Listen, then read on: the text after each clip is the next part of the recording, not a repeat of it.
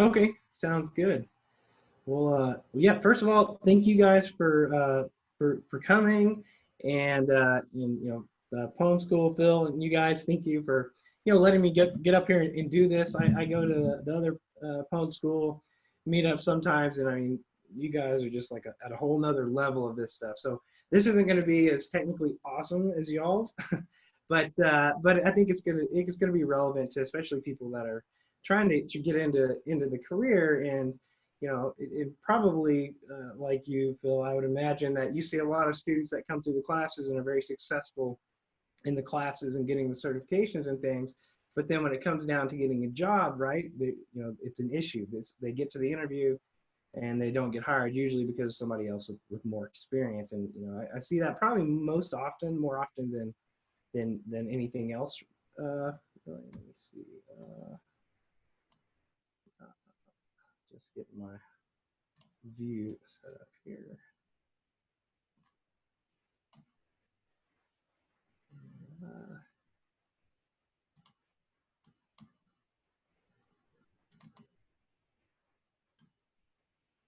Okay, sorry about that. All right, so I'll give you guys a little bit of background about myself. I did my like trial run with this, and it was like I was going through it, and it was like I looked, and was like, oh my god, I've been talking about myself for an hour. How late? So I won't do that to you guys too. But basically, when I was in high school, I was like totally into cars.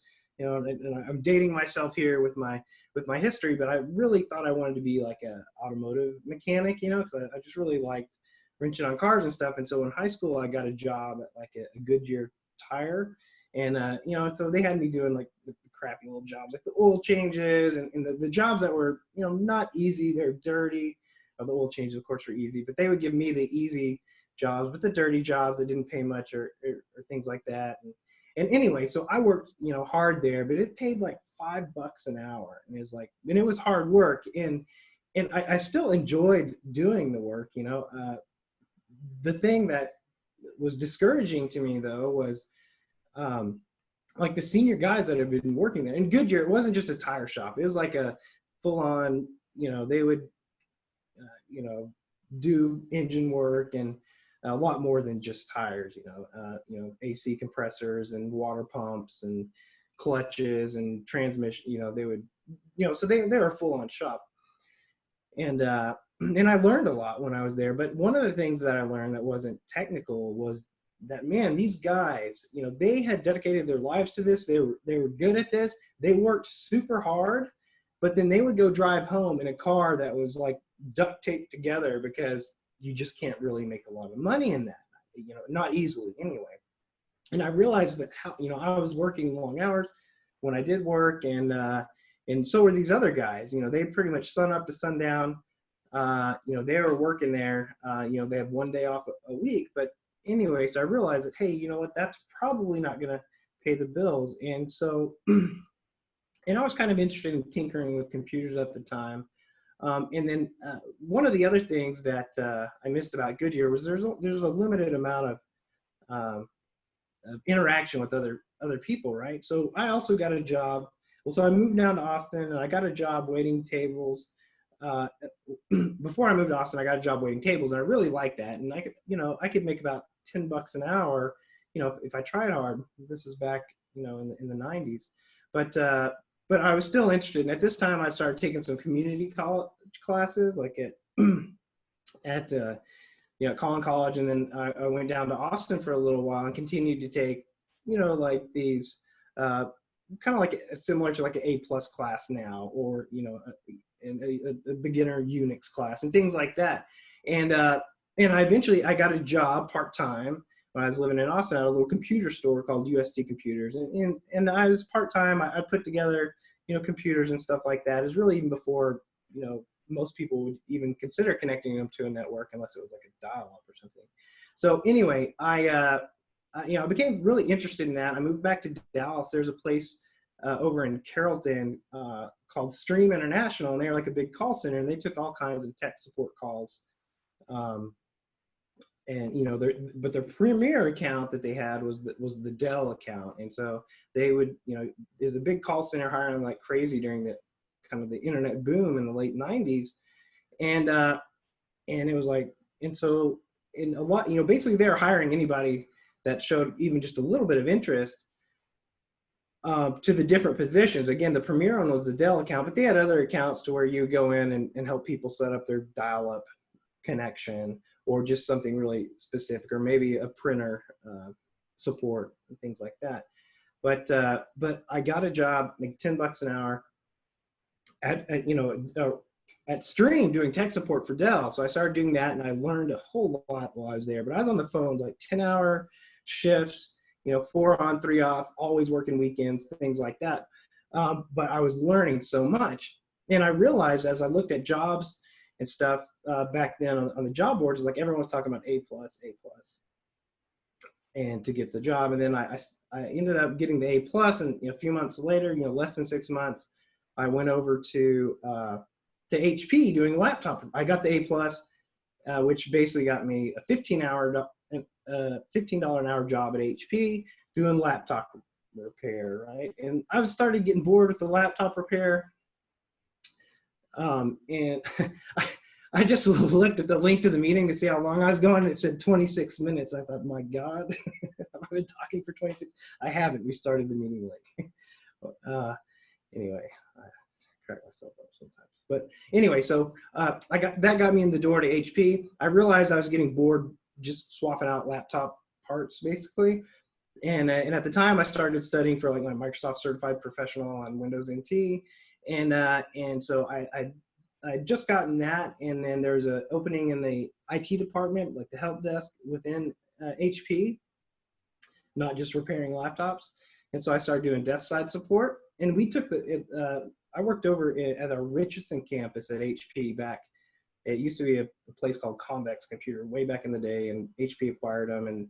And then I basically with the, so I continued to learn. I was eager, and I got a job. I got the job doing the help desk, but we also took the frontline Unix calls. That's where I was getting to, is that it was a predominantly a Unix environment. There's HP Unix, right? And I was like super getting interested in Linux and in Unix. And so we would get the first line of Unix calls, and usually it would just get punted over to the Unix team. And I was like, oh man. So I started trying to take them, and then I'd go like talk to the Unix guys and everything else. And eventually I got hired on as, each time along the way, my salary is like, going way up.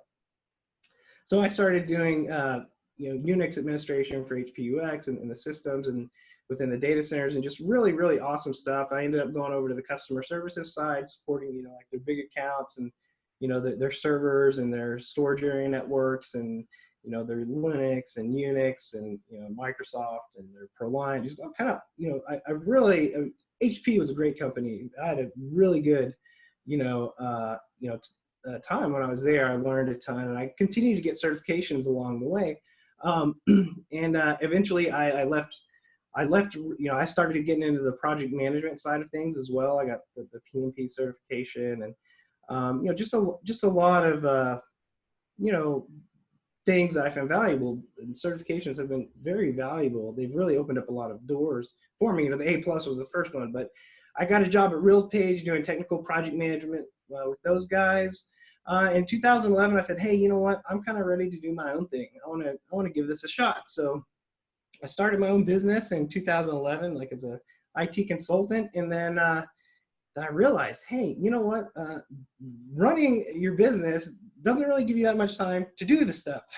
To do, what they say, working on the business is not the same thing as working in the business, right? When I was at HP, when I was at RealPage, I had a focus thing. I could play around all my time with the technical stuff and get the projects done, but I didn't have to go chase customers down for payment. But anyway, so I've learned a lot about that side as well. But in 2014, I started teaching part-time at Collin College. And I realized that, hey, teaching is really, my passion. So I'm an adjunct instructor. I teach for several different places, and actually, I say several different, I teach for a handful of different places. I primarily teach like the CompTIA A+, Net Plus, Security Plus, and then the CISSP, I teach for Collin College now too. And it's, anyway, but that's kind of like my passion is teaching this stuff. And then anyway, and so I've gotten certifications along the way. So that's enough about me. But no, I'm glad you guys are here. So with all my experiences, I have a lot of insight into the problems that especially people that are just trying to break into the industry are trying to overcome, right? And so hopefully this will give you some insight on some of the things that you can do to help improve your chances of this. So I call it the upside down ladder because the story of this picture is, basically my daughter and I were driving around. She's about 10. And she looked and she's like, pointed up to the ladders on the sides of these buildings. And she's like, look, they installed the ladders upside down. And, it's just like, they're silly, I was like, it's kind of, it made me laugh. But then it kind of also, as I was thinking, I was like, you know what, that's kind of a good graphic of where we're at, because we have a lot of people that want to get into this industry, right? And there's a lot of job postings that pay really good all over the job forums and all the articles we see. It's like, hey, there's a lot of jobs, but hey, here's the entry-level position. You just need 5 years experience. It's like, well, I got the certifications. I don't have the experience, but you said it's an entry-level job. Why is it five years, right? So what happens is we get this gap, right? So there's the gap. How do you get past this gap? And it's and if you don't have experience, it's a lot more challenging. So that's what we're going to focus on. And so people say, well, isn't there a huge shortage of cybersecurity professionals, right? These are recent articles. You can just Google around and see the shortage of cybersecurity professionals that's out there in the demand. And then people are like, oh, well, in the recruiters, a lot of times, the job description just says like, okay, we want, every single certification and 10 years experience under the moon. And which isn't realistic. So there's some things that they could do to help improve this gap. But right now the gap is there, and there's, unfortunately, it's only getting worse because we have this gap there. Things aren't getting better in the cyber world, right? The cyber world, I mean, it's so hostile right now. I mean, if you guys, subscribe to, any of the IT related news, you see that there's a breach or an attack every single day. We've got nation states stacking up against us. And so in the United States, we've kind of become lax. We kind of got comfortable with the technology, and it's just too much of a hassle to put in a password. I don't need a, lock code, or, two-factor authentication is, too much of a pain, or, whatever. I mean, because we made computers originally, right, to make things easier so that we could do our job, so we wouldn't have to like mess with it. Right? It was to make our lives easier, right? So we made it as easy as possible, and we got lazy, and we didn't really take security seriously. Well, now everything in the world is connected to it, so we've got a big problem, and a lot of that is in the mindset, of society as a whole. But that's a whole nother story. But for the meantime, we got a big problem. We have a lot of people that need jobs. That a lot of people that are qualified to get into these positions, but they're struggling with this gap. So basically, when, this is subjective to kind of how I've seen it over the years with my experience, but, and this is once you get into the interview, right? Getting to the interview is a different story, right? And there's different factors that do that. And I'm not an expert at so much as getting into the interview as for, seeing it from a hiring perspective and kind of having some insight of what you look at. So basically, I've got this graph here, and oh cool, this thing's gonna work. I got this new little pointer thing, because obviously you wouldn't be able to see a laser pointer, and especially if I was pointing at my monitor, I wouldn't even be able to see it because it would eat it. Anyway, but so basically the ideal candidate, right? They put up a job posting, and the ideal candidate is basically going to take all these different qualifications down here. They're going to bring that to the table when they get to the interview, right? And if they stack up enough of these guys to where they're between like 85 to 100%, that's the ideal candidate, right? And now, if two people are applying for the same position, then then of course the person with the higher score, if you will, would be chosen, right? And so what the problem is, guys, is we come into this, oops, I pushed the wrong button. And we don't have anything in this experience category. This is huge, right? Experience is so huge. And a lot of times when we're first getting into the industry, you know, and we get these googly eyes when we look at Indeed and the starting pays and things like that. But a lot of times you see certifications and or a technical degree as part of the job requirements. And so what we do a lot of times is we say, okay, I want to focus on whatever it takes to do that because I want to get these certifications and these degrees so that I can get these high paying, you know, freaking amazing sounding jobs, right? Well, the problem is that, again, that's only a percentage, right? Even with degrees and certifications, it's only going to have so much weight once you get into the interview. Once the company's looking at you, they're not looking for somebody that only does technical, right? They want, you know, a lot of other aspects too. And so what we have to do, if you don't have any experience, is we actually have to figure out how to stack these, use these other influence factors to stack you up to where you can at least get in the door, right? Because we don't have, if you don't have experience, we can't bring that to the table, and it puts us at a significant disadvantage. But, okay, so there's like really two big misconceptions a lot of people have when they're getting into the IT industry. And it's kind of like the thing you brush under the rug because you've been looking at the job boards and you've been seeing all this stuff out there, and it's looks like it's just within reach, right? And then you get your certifications and you get your things and you get your qualifications, but then you go to get the job, right? And it isn't, you know, the two common misconceptions are going to be what I want to do versus what I'll really be doing, right? And if any of you guys, you know, recognize the graphic on the right, that's if you've seen Office Space, it's probably like one of my all-time favorite comedies. Anyway, it's a joke, but basically saying you have in your mind that you're going to get there and you're going to be doing certain things, but then when you really get there, you might be doing some of those things, but you're not doing all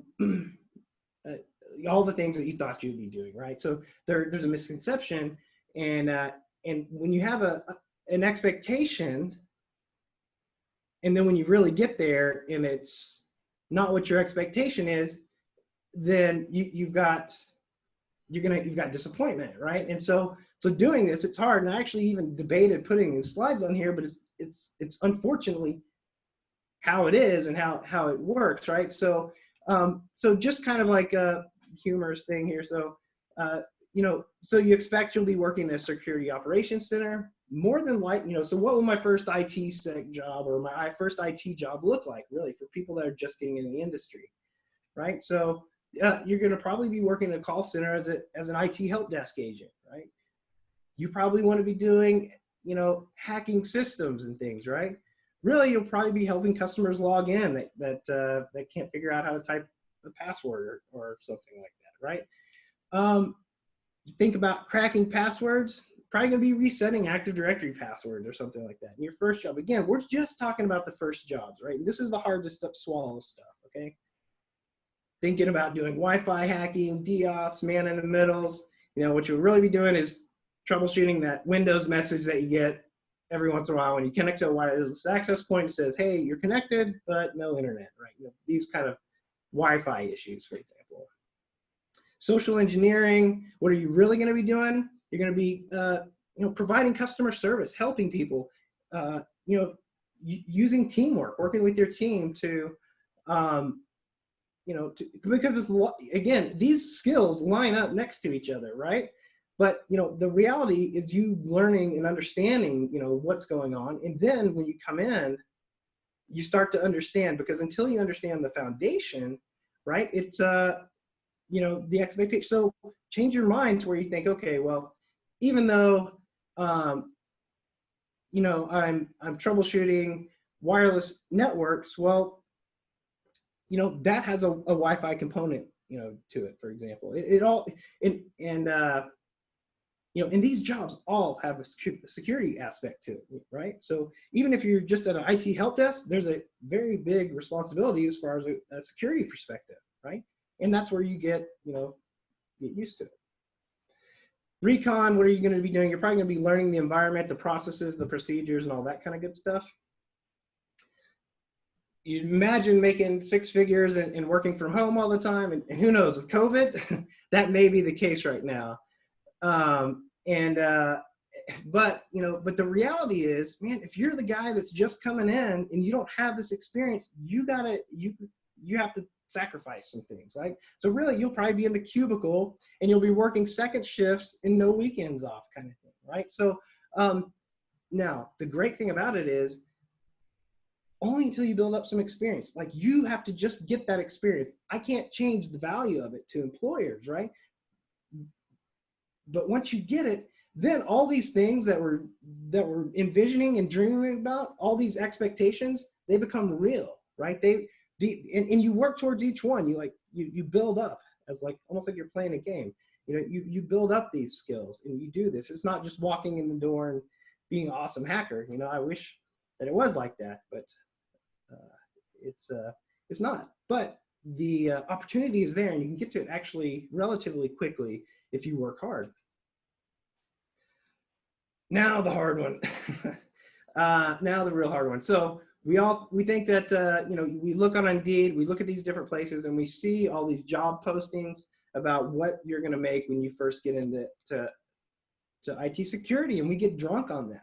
I mean, it's and I've done it too, right? When I was we see these big numbers and these big demands, and you say it's true, and you set it in your mind, but then it's like, man, I'm going to the interviews for these things, but I'm not getting hired. There's always somebody with experience beating me out. Let's see. Look, my slides are messed up. Okay, so that was supposed to be the last one, but right. So you're kind of seeing where this is going. Obviously, a little spoiler, but starting pay is going to be low, right? And we're going to address the starting pay in a whole section in this talk. But again, this is the hard stuff to say, and I hate that it's like this, but just bear with me.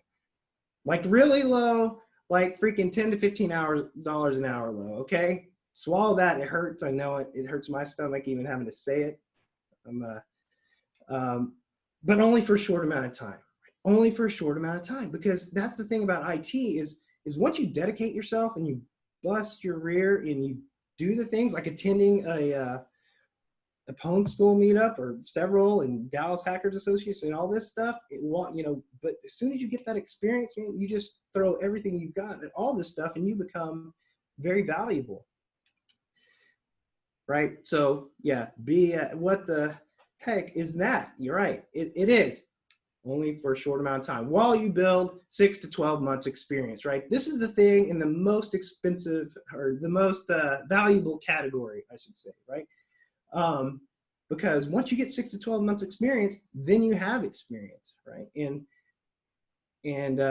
then you get higher paying jobs, and you get to do all the stuff, a lot of the stuff, and make the kind of money that you see everywhere posted out there.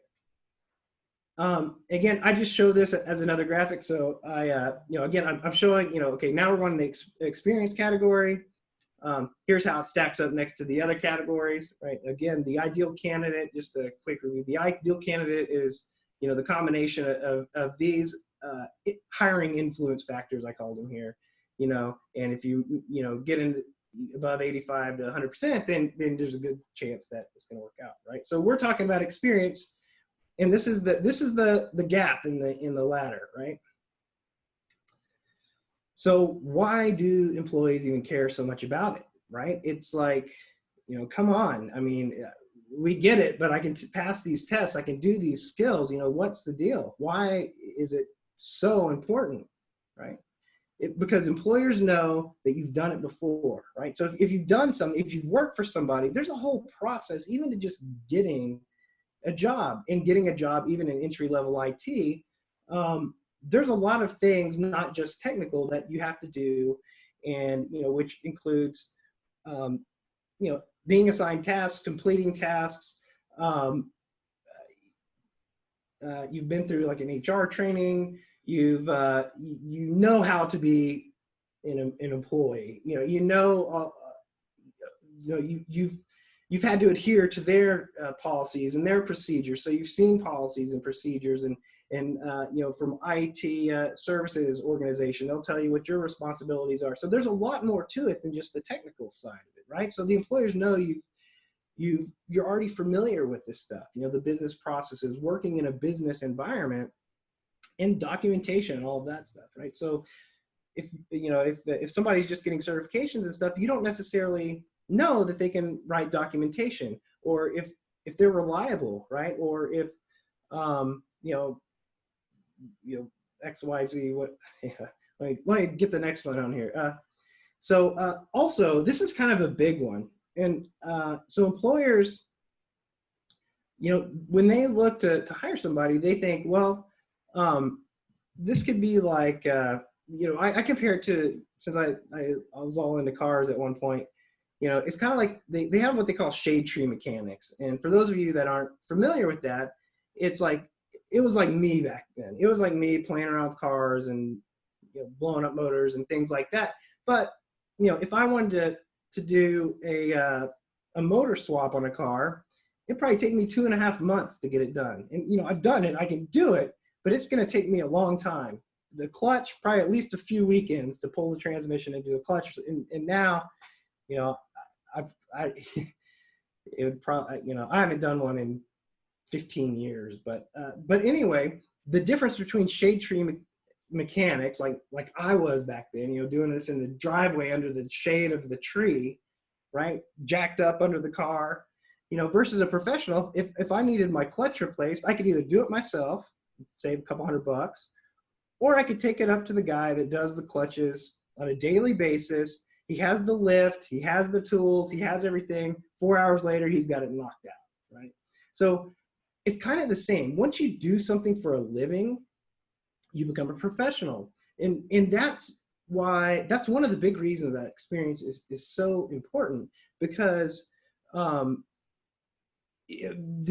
employers know, or the company knows that, hey, you've actually been paid to do this. You're a professional, so that's one of the big parts of it.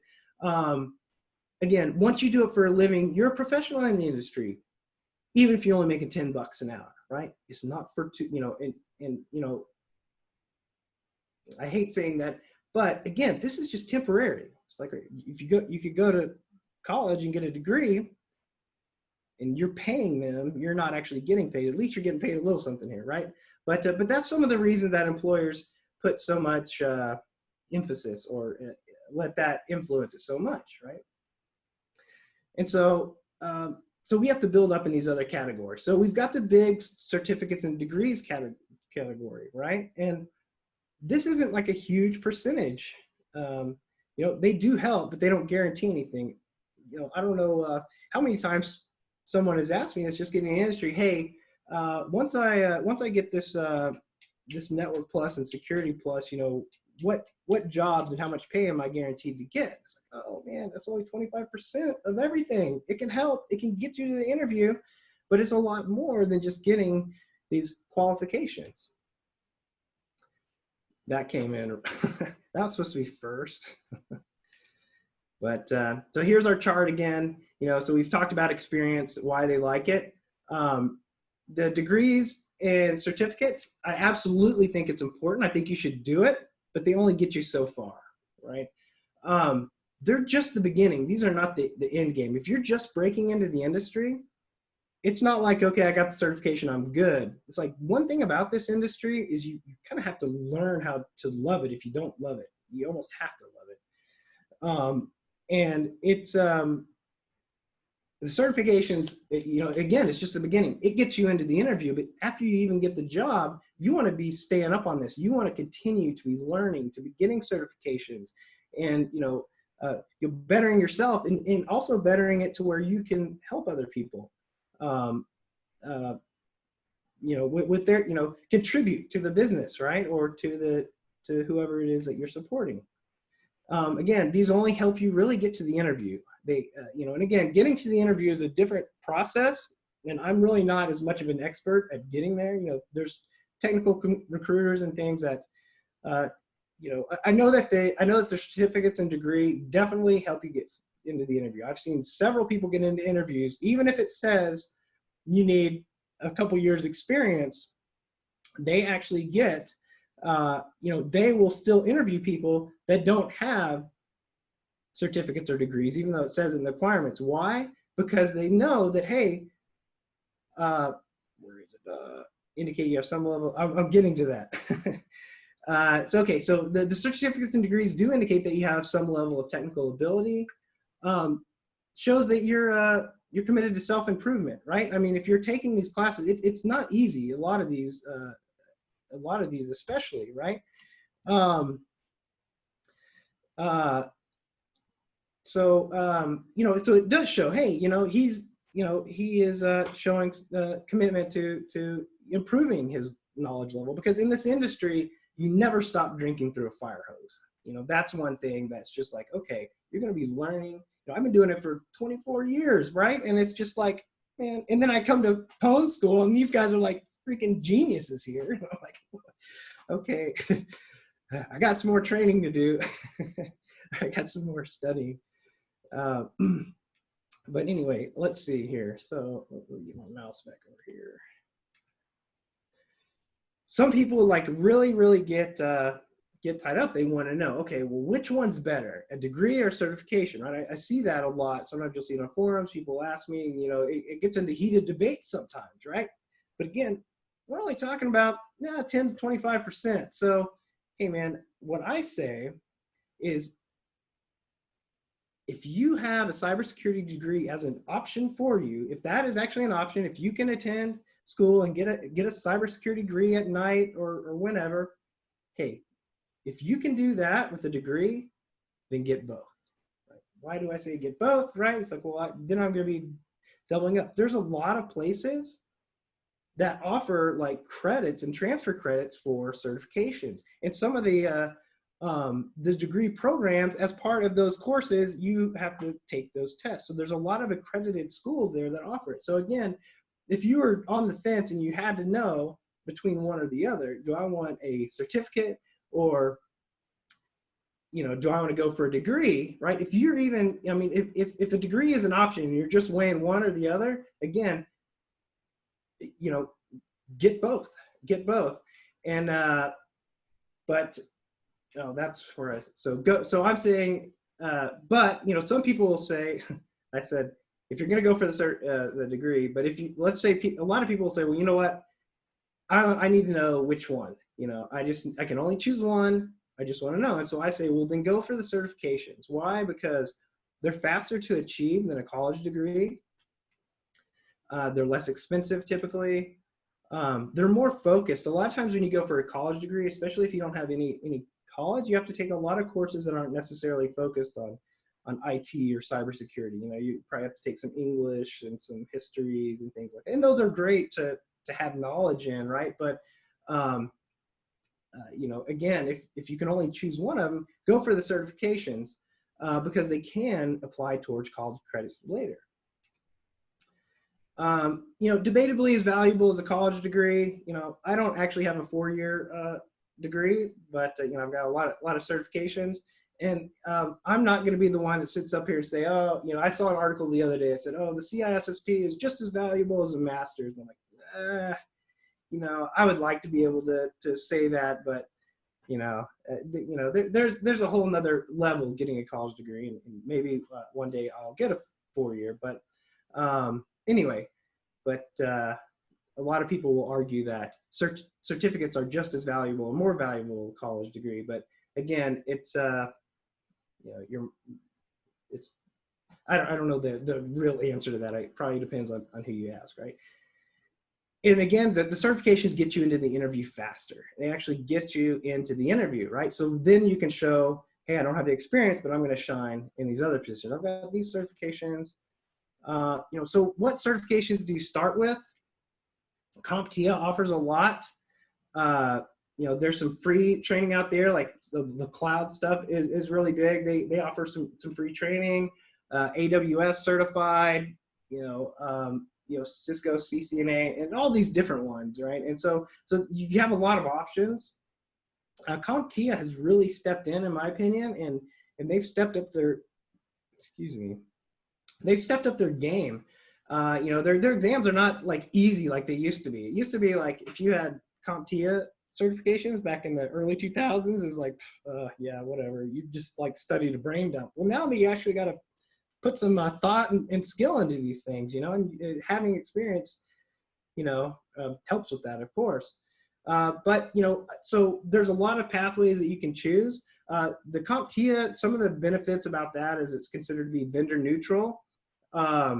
It's also pretty recognized in the industry, and I teach those classes, but that's not the real reason. But they are very solid. And if you go look, if you do a search for like top entry level IT certifications, there's going to be several of the CompTIA ones on there, but there's other good ones too, of course. Again, if you want kind of a good path, they've got a good foundation kind of laid out, and a path to follow, and there's a lot of resources out there too. I mean, there's a lot of resources for all of this stuff. Actually, in fact, there's so many resources that you can easily get overwhelmed and not even know where to start, right? So if we look at, CompTIA released this IT certification roadmap. It's like, okay, well, where are we even trying to go? This is information security, but they've got, all these different ones. And these are not all just CompTIA exams, by the way. CompTIA is, since they're vendor neutral, as part of their IT certification roadmap, on this one, for example, they include a lot of, other vendor certifications too, like Cisco and Microsoft, and several other vendors that have recognized certifications. But more importantly, bring your positive attitude, ambition, and customer service skills. I think that a lot of people discount this as being as valuable as it is, right? This is like so important to me. If I happen to be hiring, these are qualities that are super important, and if you have them, you can really level up in this category, right? So here's our category again. So here's our positive attitude, ambition, customer service ability, right? You can get a lot of points here, right? You can stack it up if you're good at that, right? Because we're going against people again that have this, they have experience, right? So if we can stack up this real high, that's actually worth quite a bit. So basically, and a lot of you guys may already have points in this category. And what I mean is, if you can keep positive and calm when dealing with difficult people, right? Because a lot of times when people are having trouble with their computers, or something's not working, or they're being hacked, they're freaked out, and they get emotional, and they may say things that they don't really mean, or they could be rude and stuff like that. And you kind of just have to be able to deal with it, and you have to try to be able to turn it around and keep smiling, even though you're thinking, man, why is this guy being such a jerk or whatever. It's like, that's super important to be able to do that.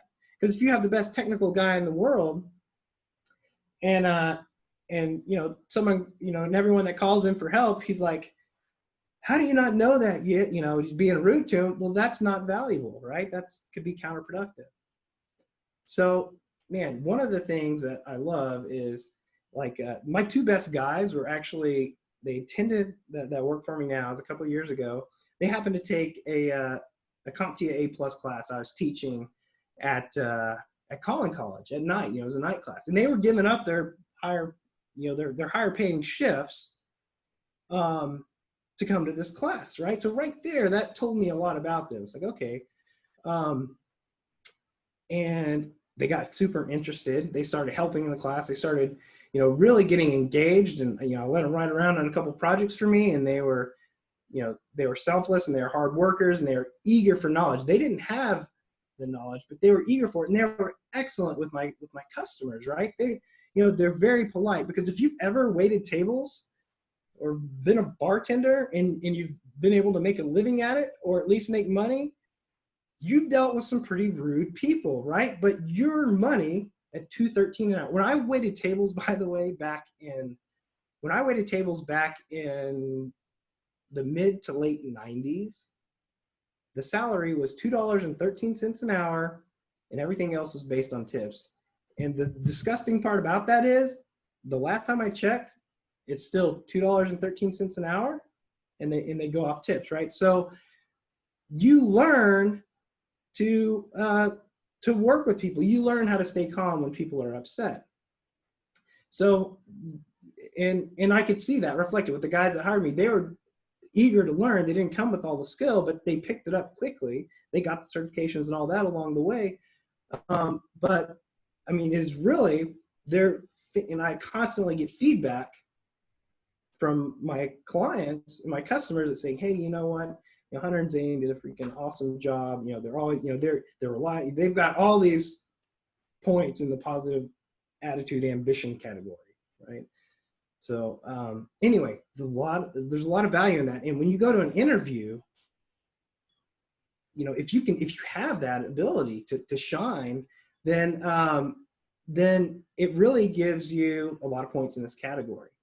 Of course, being reliable and professional, you know, if a recruiter calls, you know, and they get, or somebody calls you and you get an interview set up, it's like, you know, show up on time, you know, do the easy, this is a low hanging fruit, right? You're reliable. If you say you're going to do something, be sure you do it, all that kind of stuff.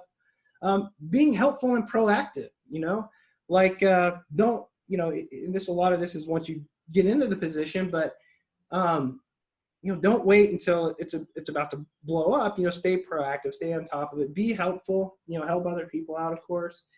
Don't be above certain tasks, right? A lot of people say, well, you know, I really don't want to, you know, mess with pulling these cables, or I don't want to have to actually rack the server. I just want to, you know, log into you know, I just want to be looking at logs in a security operations center or whatever. So, you know, don't be above any tasks, right? If you can, you know, because especially, you know, these are the tasks where when you do get the job, you can prove yourself. You can say, hey, I don't mind cleaning up these cables, no problem, right? And then once the guys at the higher levels start to like you, they're going to start helping you. You're going to be learning a lot faster, and they're going to appreciate it.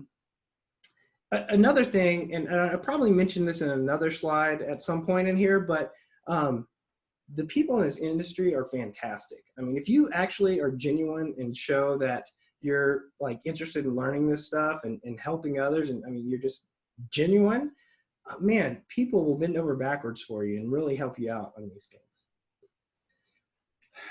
So how do you get this frame of mind that can help you, right? So we're going to configure our frame of mind.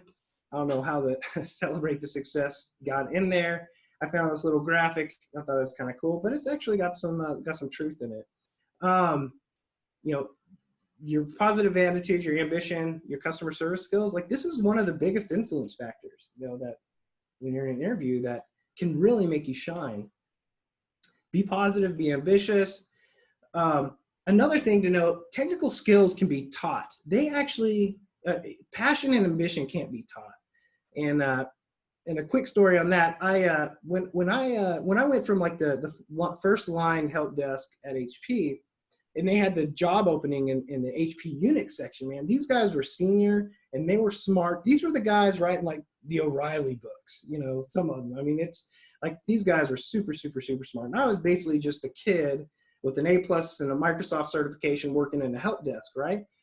And, you know, they had this $60,000 a year position, and I thought, I'll give it a shot, but there's no way, right? And I would see, you know, because I'd see that they're constantly interviewing other people in like that were just like way more experienced and way more qualified than me. And so I kind of like accepted that I wasn't going to get the job.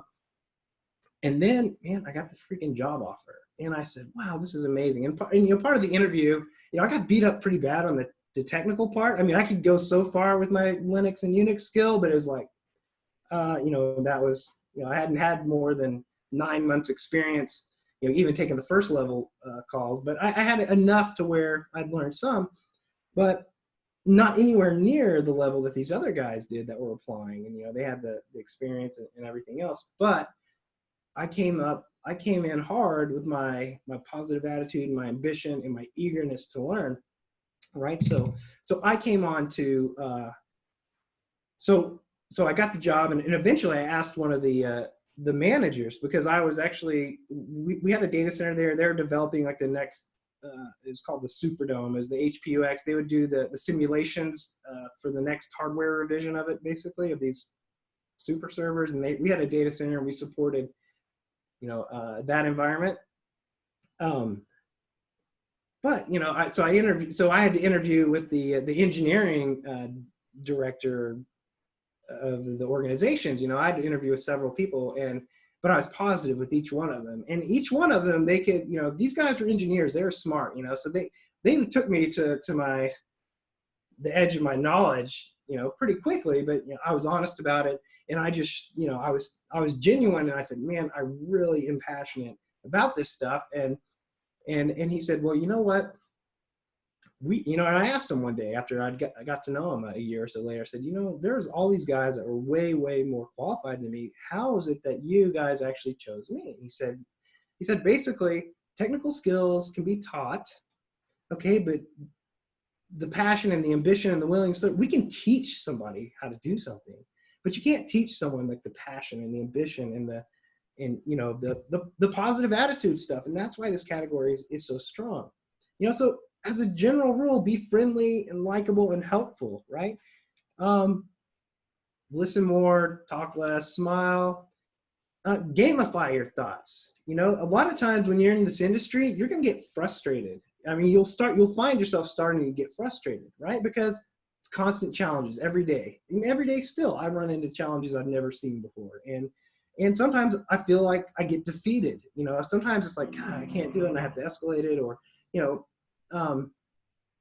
but if you change that anger and that frustration into like a game, just change it into like a challenge. Okay, I'm excited to try to figure this out. Once I figure this out, and it can be frustrating, but what happens is sometimes you'll get frustrated with it, and the next thing you know, you're that guy that's like throwing the, and I've felt like doing that too on that there's that one GIF where the dude's like smashing his old CRT monitor with the keyboard and kicking it off the desk or whatever. And then you have the guys from Office Space that take it out on the printer out in the field. But really, you can channel that, because there's a lot of energy in that. Like when you start getting frustrated, there's a lot of energy there. So if you can just channel it into, like, okay, this is a challenge, make it like a game.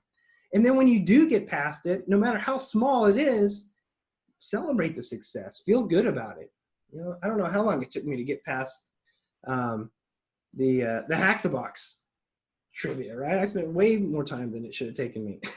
Or that to register for Hack the Box, you have to solve this challenge.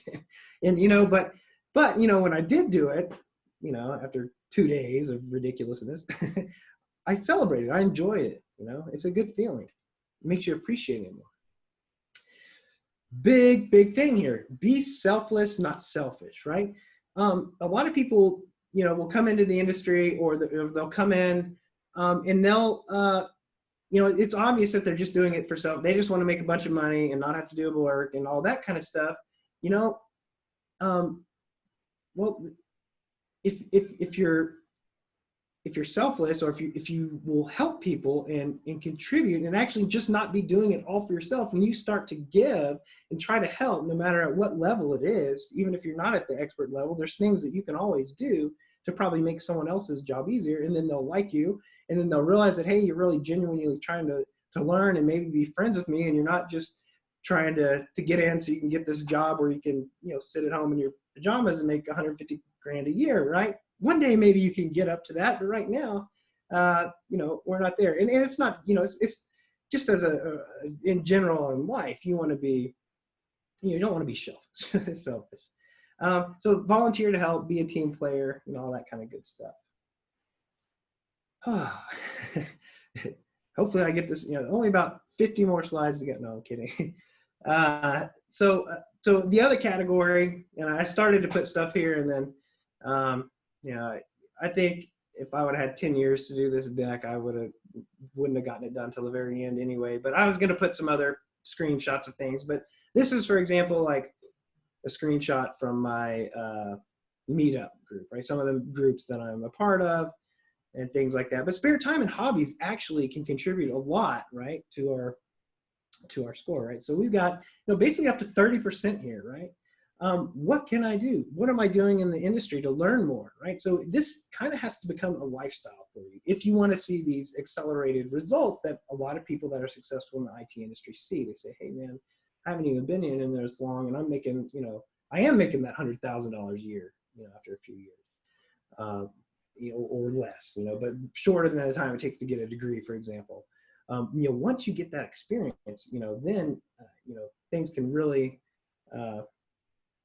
be positive. And so how you spend your spare time. I don't know. Let's see. Did I have it on that one? So are you binging Netflix, watching tigers, or are you doing something on Udemy? Are you doing something productive, right? So in this industry, you kind of have to just make this, your focus if you want to be successful, because there's a lot of other people that are, right? There's a lot of other people that, play around with, their VirtualBox VMs or do a lab or study or and I put, Netflix or Udemy because, and Netflix does have some good documentaries and there's nothing wrong with it. But the more time you invest into yourself, into your spare time, the more spare time that you have and you invest into something that's related in this industry, the faster you're going to be able to achieve this job, and you're going to learn more, and then you can just learn to you'll start to fuel off of it, really. So some of the questions that you could ask yourself is, how do I spend my spare time, and how could it be repurposed, towards my goals? I'm trying to break into the IT industry. How can I, maybe instead of, doing whatever,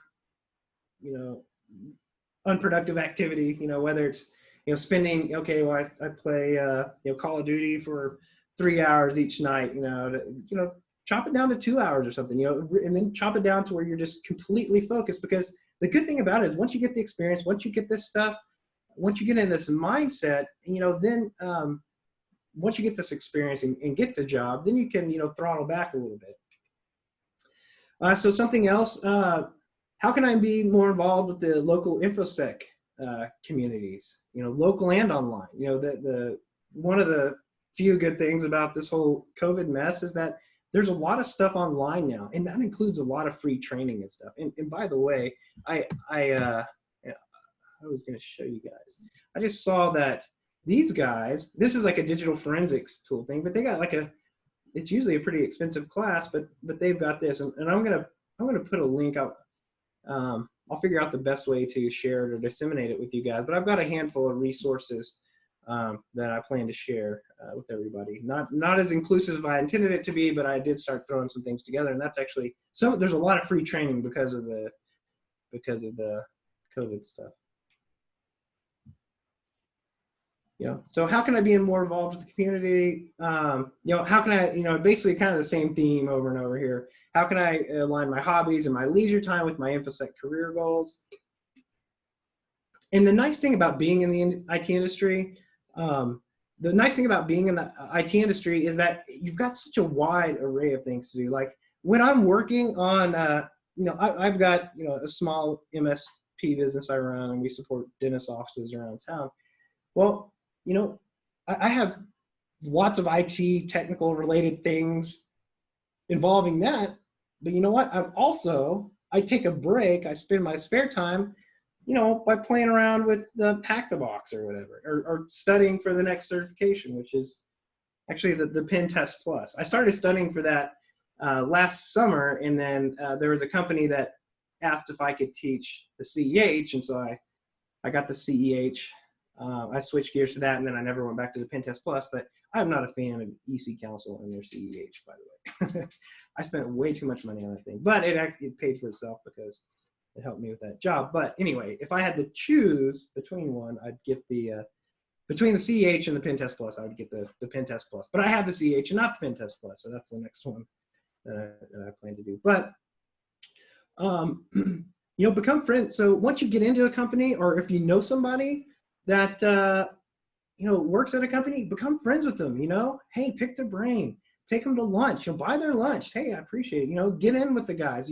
Let's say you get the help desk job, right? Well, you're going to have to be escalating stuff if you're level 1 help desk, right? Well, who are you escalating up to? If they're local, take them to lunch, talk to them on the phone, because they're probably the people that are successful in these industries. They usually do a lot of things extracurricular as well, right? So ask them what meetups that they attend, or figure out some projects that they're working on, some pet projects and things like that. Figure out how you could possibly help them. And a lot of times it's not what it's who being involved in these different things, being involved, coming to these different meetup groups, getting online and meeting people, connecting on LinkedIn.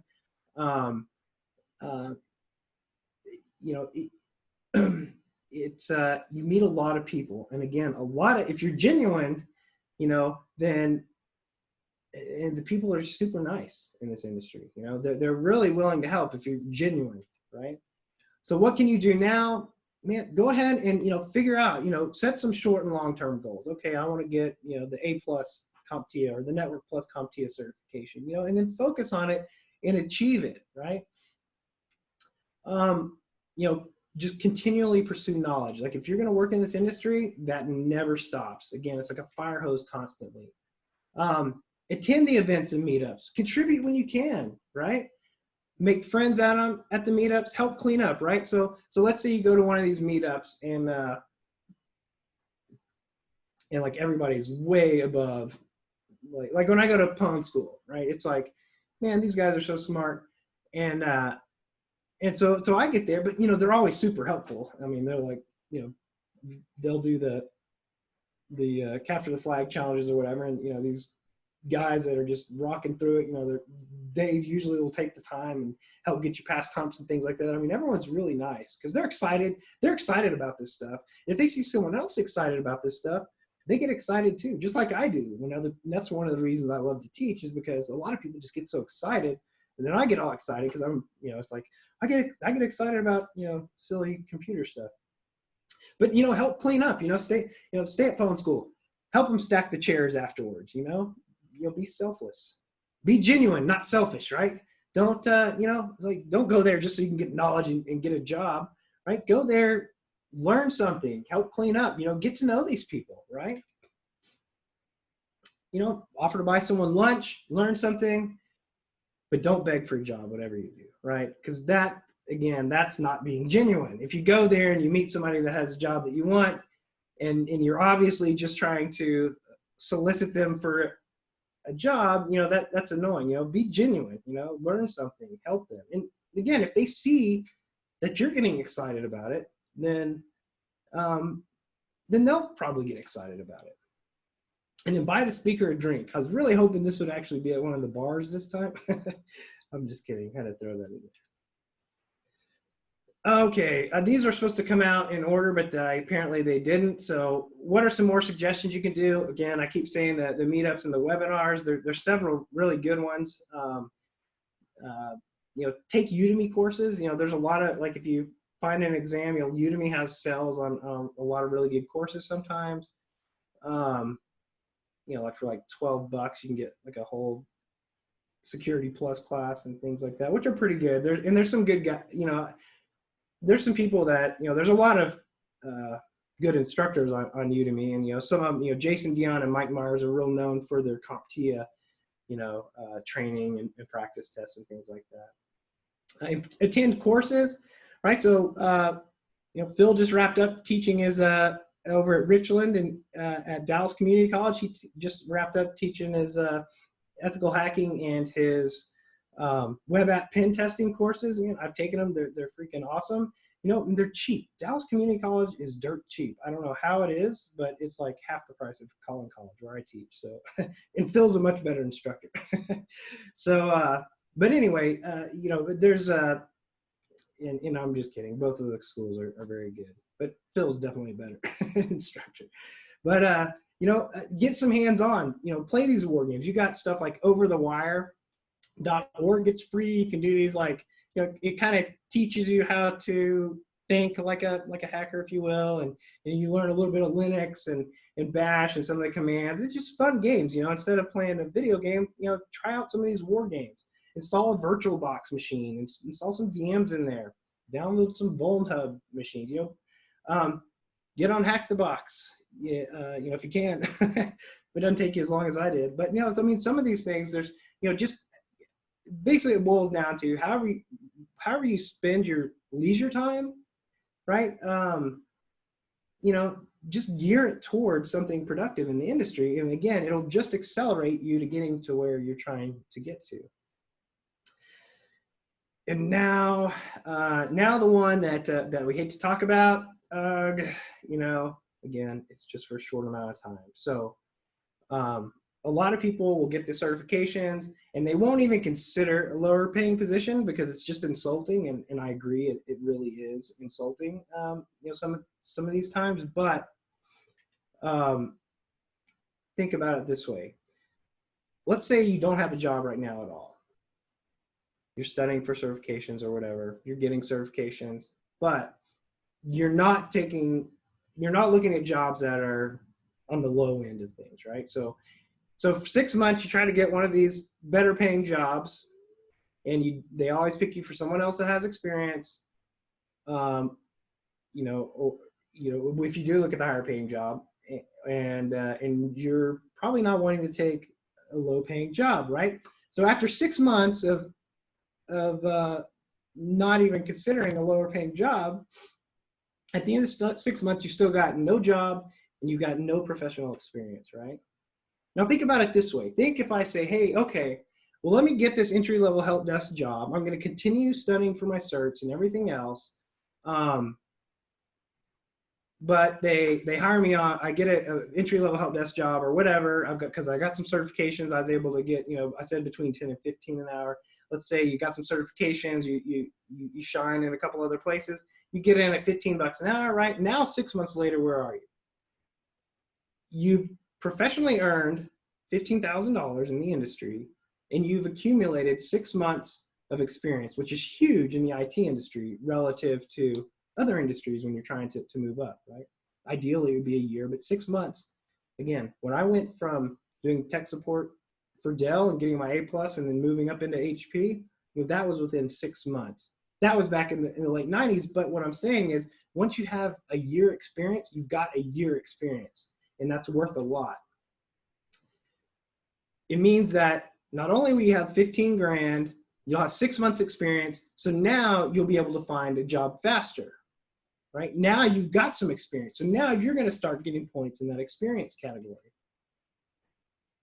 And again, the sooner the experience clock starts, the better, right? The sooner you can get this experience starting to tick up, man, it's like gold. It really is in this industry, and it gets you engaged in meeting people, and you really get to see how it works, from the ground up.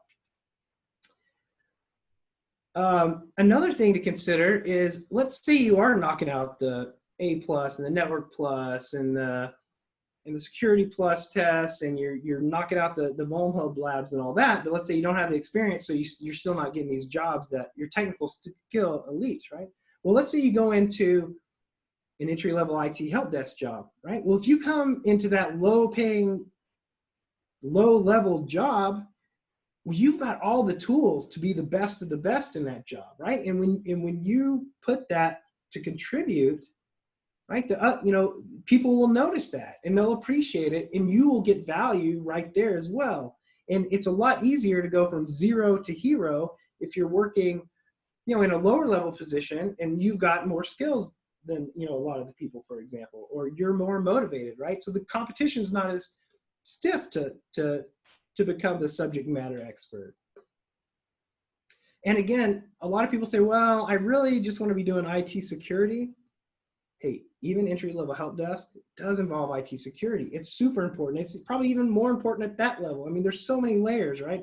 The end user is probably the most important because they're our most vulnerable attack vector right there is the end user, right?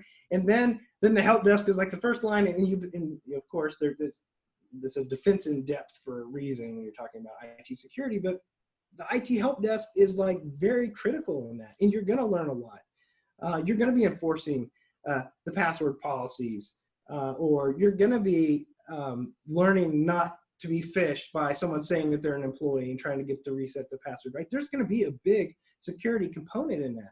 And if you come to the table with some skills, some certs already, you can contribute, right? And you can be recognized. You will be recognized, right? So let's look at this one more time. So if you take a low salary now for an entry-level IT position, say 15 bucks an hour for 1 year, you will have accumulated 30 grand rather than waiting for the perfect job to come. 6 months goes by, a year goes by, you don't have a job, right? So now you got 30 grand, but most importantly, you've got a year of experience now. And that's the most valuable thing. Now, with the years of experience, plus building up these other categories, because the nice thing is, since you're having to compete with these lower categories, because you don't have any experience before you have experience, right? You're going to already have all these leveled up. So as soon as you start leveling up your experience, you know, the sky's the limit, as they say. So you'll be leveled up and the jobs will be within reach, right? And then these higher paying jobs are more realistic, okay? Once you do this, you'll be able to see, hey, I've got, you know, now these are realistic jobs, right? Think about it, 6 months to a year, really, and you can really accelerate. Again, you have to go all in all the categories and really dedicate yourself, but this is within reach. This is within reach for everybody in this room if they really are in this room. It's just me. I'm the only one here that's going to be making that kind of money. No, just kidding. You all will, of course. Okay, so I think that was really it. I know I rambled and rambled. I think I covered most of the things. You know, I'll open it up for questions. And it looks like a lot of people, I haven't even been, you know, I've been seeing stuff scrolling by, but I haven't been reading the chat because I'm known to get distracted and lose my train of thought when I do that. But these are a few of the resources that I put together here. And again, I'll find the best way to disseminate them to you guys, or you know, I'll talk to Phil and see what he suggests is the best way to share some of these with you. I intended for it to be more than this, but I kind of ran out of time. Something else that that, you know, if you happen to be a active military or a veteran, you know, God bless you and thank you for your service. But also, you know, there's a lot of benefits for military out there, to where you can get degrees and also go through like these cybersecurity boot camps and things like that they can really, you know, and they say it's free. But, you know, again, if you've served for our country, it's not really free because you paid for it, in my opinion. But there's a lot of good stuff out there, you know, available to veterans and active military. I put a couple of links in there. I saw the autopsy training. That's your forensic software that's free. You know, Azure, Microsoft, they offer some training, you know, depending on you know, what it is exactly you're really interested in. You kind of want to find what you're passionate about and go forward. You know, and because again, we've got such a wide field, you know, you have a lot of flexibility where you can kind of tune it, but you really need to get a foundation first. But anyway, okay, so I am going to go back to that slide, and let's see. Do we have a moderator for questions? Let's see. No one is putting questions into the Q&A. So I mean, there's been discussion through the chat, but no. Oh, great. Kind of discussion going on. Score. Yeah, thanks for your presentation, and for anyone interested in the autopsy training, make sure to sign up before the 1st of June, because that's when it expires. Yeah, that's true. That's a real quick one. And there's other ones too that are, I think, yeah, I don't know the list of all the free training, but there is a lot of free training out there. But like you said, that one is going to be probably the most urgent, is the autopsy one, because it's, when did you say it was, Phil, the last day? June 1st is when it expires. Okay, yeah, so just a little over a week. Yeah, they had extended it. So even if you don't plan on taking it right away, I would go ahead and register so that way you've got the course and you've got time to take it later on. Exactly. Other good things to look at too, if anyone's interested in like web app pen testing, you can do bug bounties. Bug Crowd and HackerOne has learning content online. Bug Crowd has Bug Crowd University. HackerOne has Hacker One-on-One, and they've actually got like an online CTF that walks you through that stuff, and it's free. Freecodecamp.org if you're interested in development. If you're wanting to be a web app pen tester or get into bug bounties, that's kind of a good place to start learning how to code, because they do like full stack web development.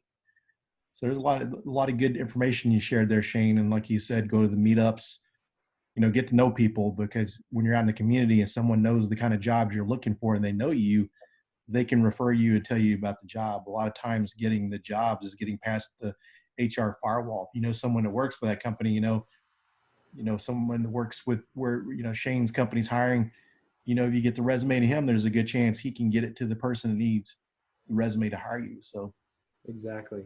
Yep, exactly. Yeah. Cool. Well, it was my pleasure. I appreciate you having me on. I know that again, usually there's a lot more awesome technical ninja stuff going on. It's this not at y'all's level, but hopefully this was good information. A lot of the reasons people, there's a lot of people that come to these that are veterans to the industry, but then there's a lot of people that are just trying to get in, students. So they need this kind of information. And sometimes people are having a hard time finding a job, and everyone's got a different point of view and can learn something from each other. So this absolutely kind of stuff's needed too. cool. Well, very cool. Looks like all right, looks like no more questions. So yeah, I appreciate you guys. Oh, so Danny's got his hand up. Let's see. Allow to talk. Okay, you can talk, Danny. I think. Oh, let me unmute you. Let's see. Unmute. Or maybe. Danny, type in the Q&A if because it is not letting me unmute you for some reason. Okay, there's some answers in the Q&A now. Oh, okay, cool.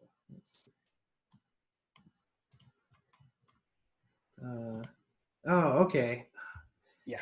As offshore. Oh, yeah, good questions. Yeah, offshore has. I mean, I think a lot of that's coming back though, just kind of personally, and some of it, um, yeah. So of course it has, but that's no reason to be scared. Just keep it. Actually, offshores. If you go back into like the Stuxnet history and all that kind of stuff, yeah, a lot of other countries have really stepped up their cyber game, and sometimes that's not a bad thing, but sometimes depending on the country, it's not a good thing either. So, yeah. But anyway, okay. Let's see. Christine asked, "Can creating videos showing what you can do help?" Yeah, of course. Again, so Christine asked, "Can I guess you guys can see it on there too?" Because am I still sharing my screen? Yeah, I am.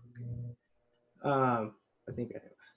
Yeah, but they won't be able to see the questions unless they open up the Q&A tab. Oh, even though I have it on my shared screen? Yeah, you're displaying your slide deck, so that's probably why. Oh, did I do that the whole thing?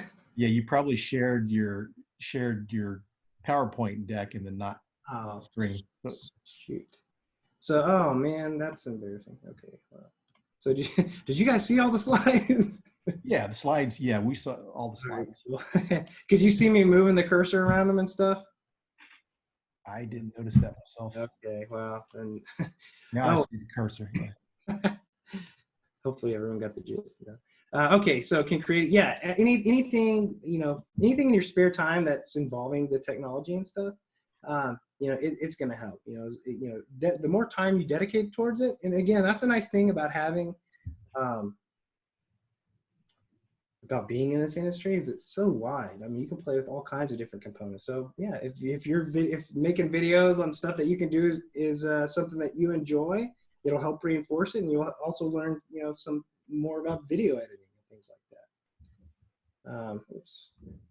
Oh, yeah, questions. Okay. How do you balance personal health care insurance bound to employer from employment burnout? Um, how do you balance personal health care insurance bound to employer from employee burnout? I'm not sure I understand the question there. Yeah, I'm not really understanding it either. Yeah. Hmm. Okay.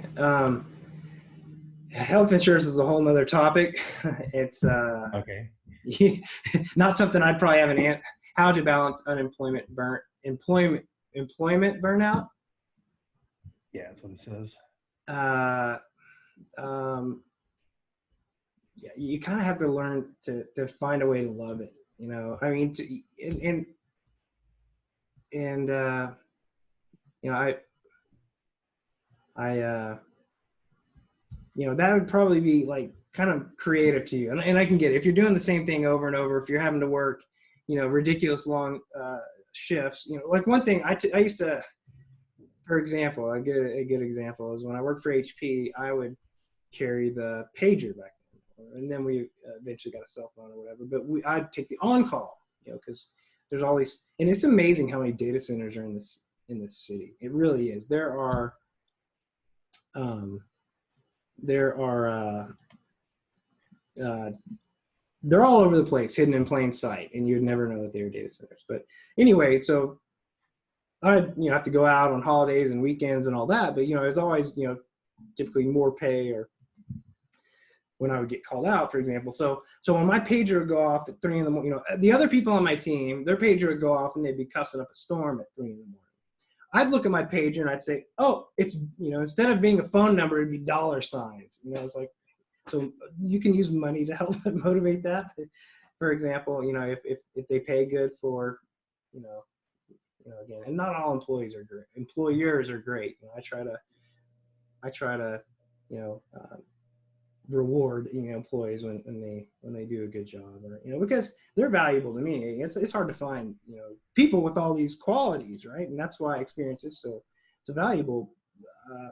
But it's hard to find people with all of the with all these qualities. So when you find a good employee, and you're really a good employee, if the employer is smart, halfway smart, and they've been in business very long at all, or they understand how it works, you don't get rid of good employees, unless you're working for a big corporation, and they, sometimes they'll do that, and and they're they'll usually suffer some kind of consequences. But I don't know. So hopefully that gave you a little bit of insight. I'm not. I don't know what I'm trying to say. Something might be helpful, I think, too, is, and I know I've went through phases in my career where I was working a lot of hours. So just balancing your mental health.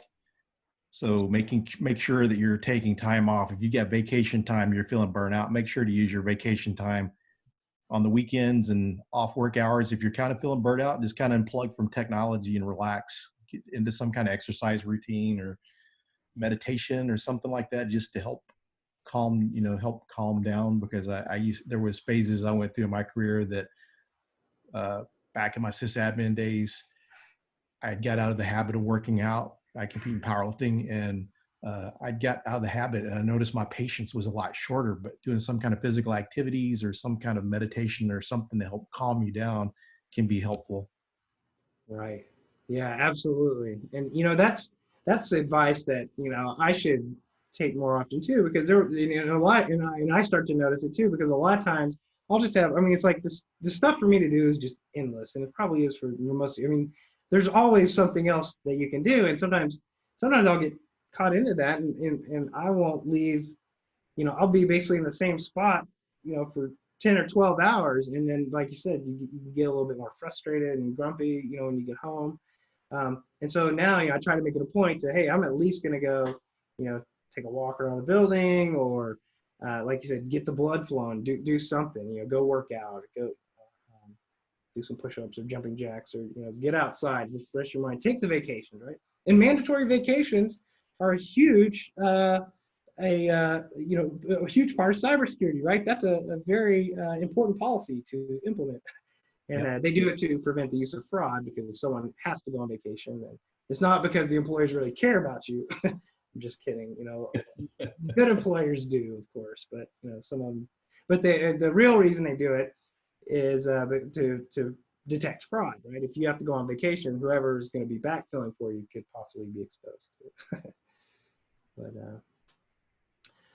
all right, well, I think that is a wrap for me. I don't see any other questions in the queue, so no, really, thanks again, Phil, Yeah, thank you. for letting me participate in that, and I enjoyed it.